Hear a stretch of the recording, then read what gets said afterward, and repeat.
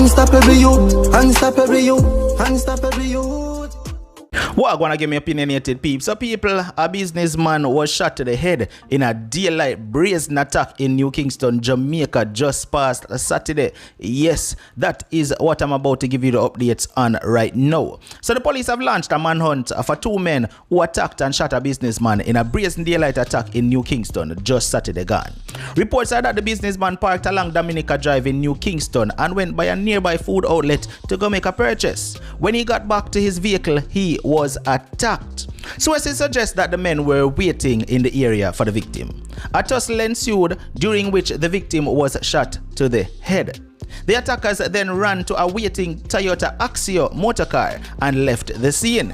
The victim was rushed to the hospital where he was admitted and in serious condition. Now the video footage that I'm about to show you will show you that this is not something that was random, because clearly these men knew exactly who they were going for and what they were going to do. Right now, people, just take a look at this video and talk to me down in the comment section.